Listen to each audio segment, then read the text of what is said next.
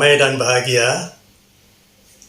Coba kita bayangkan apa yang mungkin terjadi pada tahun 2030. Kota-kota besar dunia yang dulu gemerlap, kini gelap gulita. Sebagian tertutup debu radioaktif, sebagian lain sunyi karena ditinggal penghuninya. Tak ada lagi internet, tak ada media sosial, tak ada rapat PBB. Yang tersisa hanya satu tanya, bagaimana semua ini bisa terjadi? Mari kita tarik mundur waktu ke tahun 2025 tahun ini, di mana segalanya masih bisa dicegah. Masih ada waktu, tapi hanya jika kita benar-benar mengerti apa yang sedang terjadi. Kisah ini dimulai dari sebuah negeri dataran luas bernama Ukraina. Tanah subur, kaya, dan menjadi rebutan kekuatan besar sejak era Kekaisaran Rusia.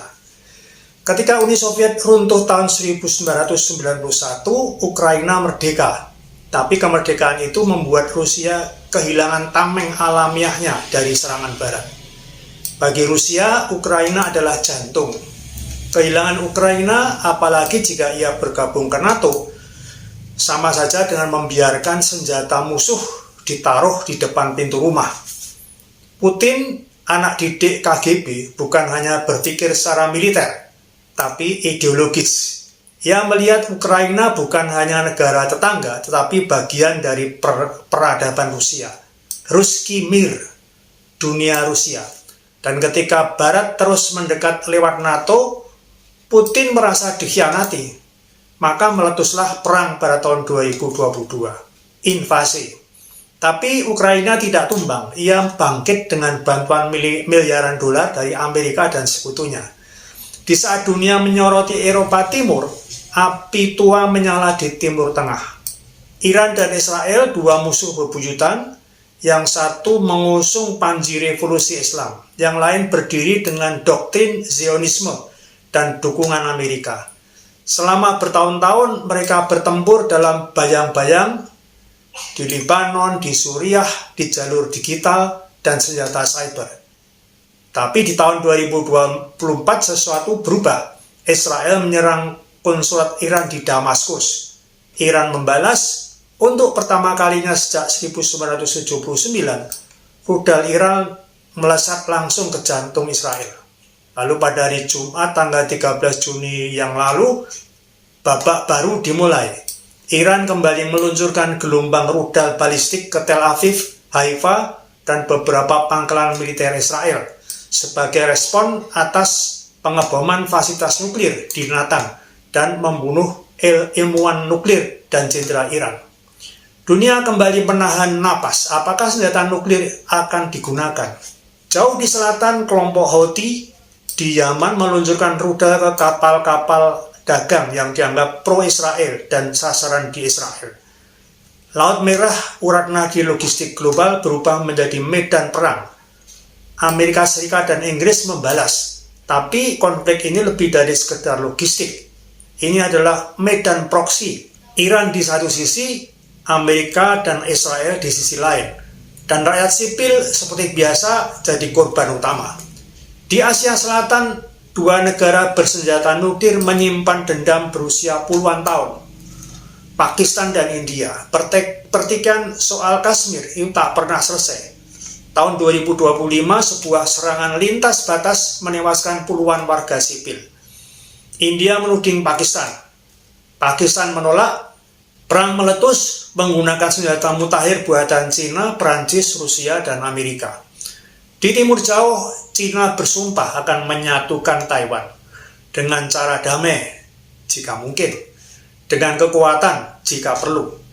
Tahun 2025, latihan militer Cina makin dekat dengan Taipei.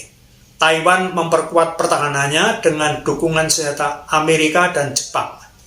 Konflik Taiwan bukan sekedar wilayah, tapi bantuan dua model dunia, demokrasi liberal versus otoritarianisme kolektif, dan dunia Pasifik pun bersiap untuk petir besar.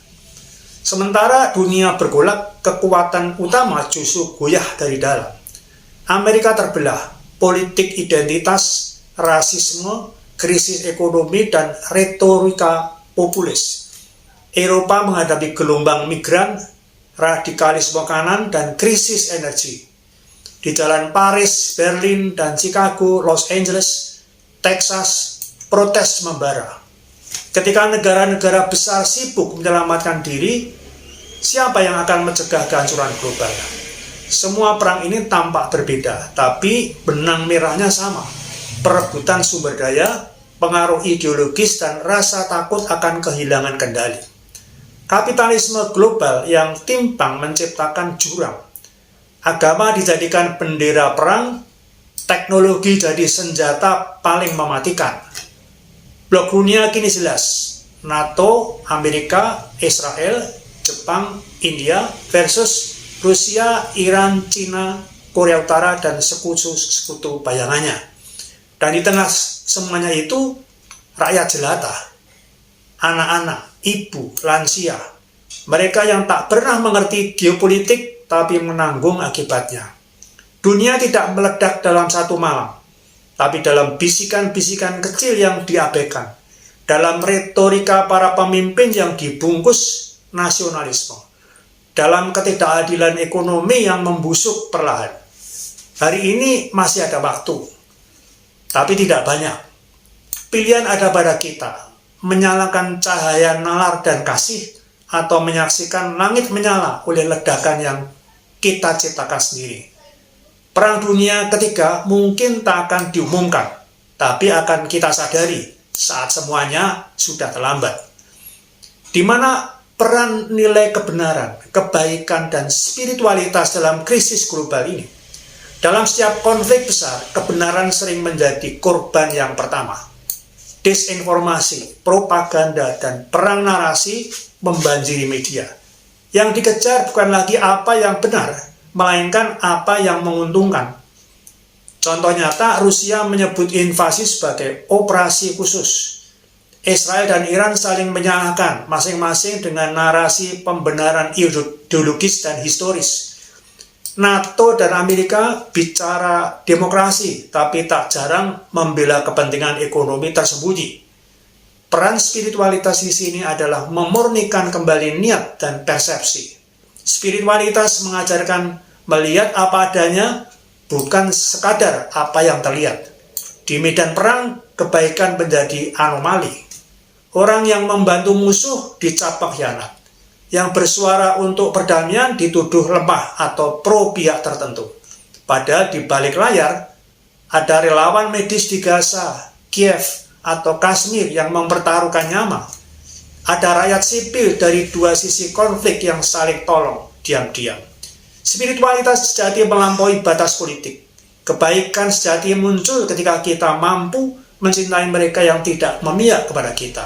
Dan inilah energi ilahi yang sejati, rahmah untuk semesta alam. Spiritualitas bukan pelarian dari dunia, melainkan pencahayaan untuk dunia. Di tengah dunia yang gemetar oleh senjata dan kebencian, spiritualitas hadir sebagai ajakan kembali pada hakikat, bahwa manusia bukan alat kekuasaan, tapi manifestasi ilahi, bahwa perbedaan bukan kutukan, tapi anugerah untuk saling melengkapi, bahwa penderitaan massal adalah panggilan untuk kesadaran kolektif, bukan pembalasan berantai. Agama dan spiritualitas yang sejati tidak berdiri di belakang tembok eksklusif. Ia hadir di garis depan kemanusiaan. Ketika politisi berpidato dan militer bergerak, spiritualitas adalah suara sunyi yang mengingatkan, apakah engkau masih memiliki hati nurani? Untuk apa kuasa jika tak bisa menyelamatkan jiwa?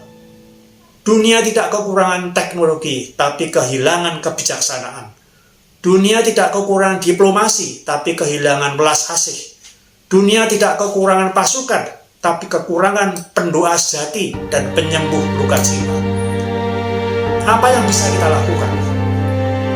Memurnikan niat, mencari kebenaran, tidak ikut menyebar kebencian dan hoax, menjadi pelaku kebaikan kecil di sekitar kita, karena dunia berubah dari satu hati ke hati yang lain.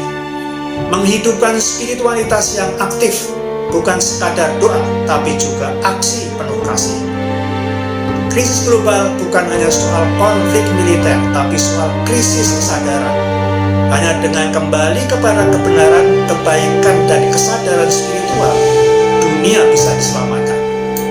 Jika Anda merasa narasi ini penting, bantu sebarkan. Jangan diam, gunakan suaramu untuk damai, untuk logika, dan untuk hidup. Karena satu suara bisa menyelamatkan satu generasi.